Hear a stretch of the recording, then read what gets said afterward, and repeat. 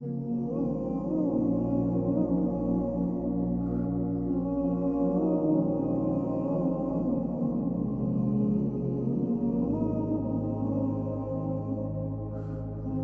کہتے ہیں کہ اللہ دکھ اسی کو دکھاتا ہے جس سے وہ پیار کرتا ہے۔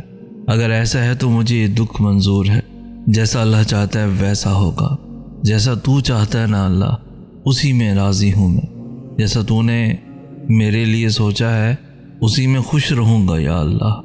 میں وعدہ تو نہیں کر سکتا یا اللہ، لیکن میں کوشش کروں گا۔ تیرا بنایا یہ دل کبھی کبھی کمزور پڑ جاتا ہے یا اللہ، اس لیے میں ہمیشہ کوشش کرتا رہوں گا اپنے غموں میں مسکرانے کی۔ ہاں رونا تو آتا ہے، رو لوں گا، لیکن تجھے ناراض نہیں کروں گا یا اللہ، تجھ سے شکوہ نہیں کروں گا یا اللہ۔ اس کی روتی آواز میں زمانے بھر کا سکون در آیا تھا۔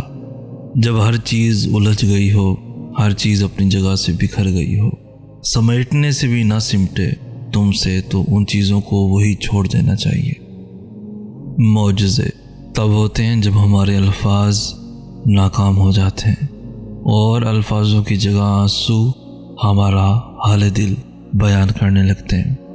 جب ہمارے صبر کی آخری حد ہوتی ہے اور تمام دروازے بند نظر آ رہے ہوتے ہیں، مگر دل پھر بھی کہہ رہا ہوتا ہے بس تھوڑا صبر اور۔ یہ راستے تیرا رب خود بنائے گا ایک دن۔ یہ دروازے جو تجھے بند نظر آ رہے ہیں، ایک دن تیرا رب ایک نہیں 100 دروازے کھول دے گا۔ اللہ ہر وقت آن لائن ہے، ابھی بات کر لو۔ وہ یہ نہیں کہے گا کہ میں اس وقت مصروف ہوں، تم سے بات نہیں کر سکتا۔ وہ یہ بھی نہیں کہے گا کہ پہلے میرے سیکرٹری سے اپوائنٹمنٹ لے لو۔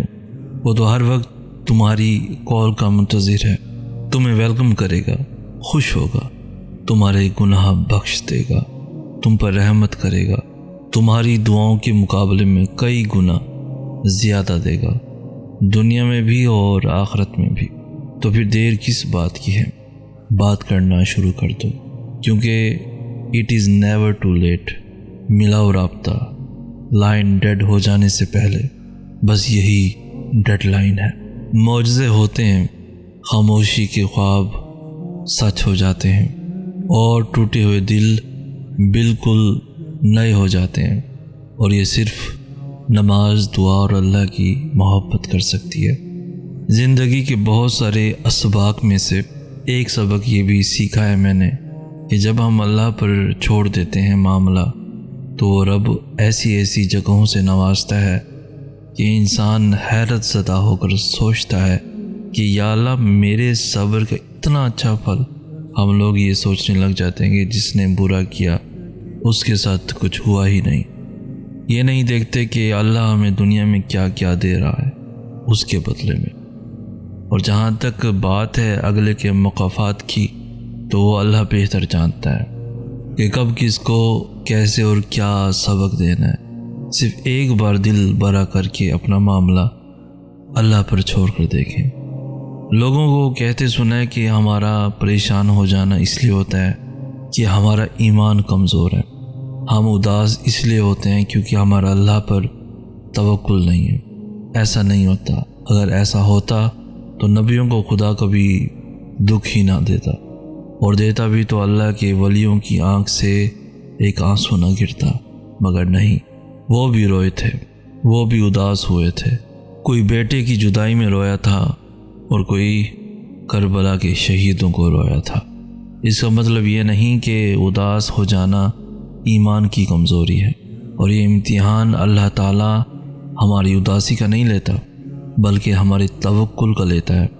آج ہم کسی چیز کو لے کے اداس ہیں تو کل کو کسی چیز پہ خوش بھی ہوں گے۔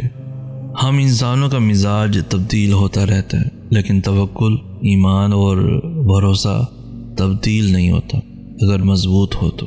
اور یہی تو امتحان ہے کہ دکھ میں بھی اللہ پر بھروسہ بنائے رکھنا، پھر چاہے ہم کتنے ہی اداس کیوں نہ ہو جائیں، توکل ہمیشہ رہنا چاہیے۔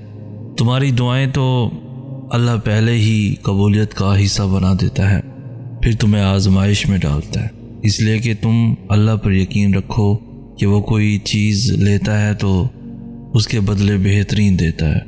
اور وہ چیز جو تم سے لے لی گئی اللہ وہ بھی تو بہتر بنا کر دے سکتا ہے۔ اللہ کی دسترس میں تو کچھ ایسا نہیں جو ممکن نہ ہو۔ وہ تہجد تک لے کر ہی اس وجہ سے آتا ہے کہ اپنی من پسند عبادت سے تمہاری چاہت تمہیں دے سکے۔ جب تم یقین کامل رکھتے ہو پھر وہ دینے کے اسباب پیدا فرما دیتا ہے۔ سب کہتے ہیں کہ اللہ دکھ اسی کو دکھاتا ہے جس سے وہ پیار کرتا ہے۔ اگر ایسا ہے تو مجھے یہ دکھ منظور ہے، جیسا اللہ چاہتا ہے ویسا ہوگا۔ جیسا تو چاہتا ہے نا اللہ، اسی میں راضی ہوں میں۔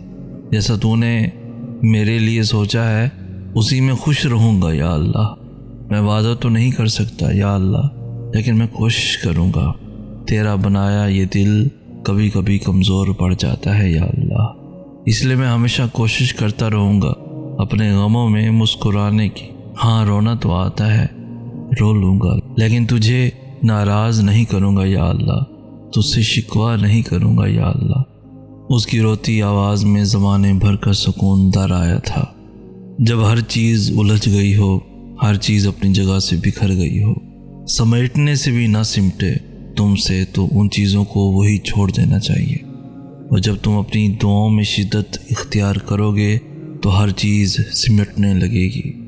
وہ چیز بکھرنے کے لیے آئی ہی اسی وجہ سے تھی کہ تم اس الجھن میں رب سے دعا کا رشتہ بناؤ۔ ایسا نہیں کہ کچھ بھی حالات بگڑنے پر ہم وقت کے گزرنے کا بیٹھ کر انتظار کریں۔ جب ہم کچھ نہیں کر سکتے تب ہم دعا ہی تو کرتے ہیں، صبر ہی تو کرتے ہیں۔ صبح کے 4 بج رہے تھے، وہ تہجد پڑھ چکا تھا اور اب وہ اپنے رب سے دعا کر رہا تھا، یا اللہ میں تنہا ہوں، میری مدد کر میرے رب۔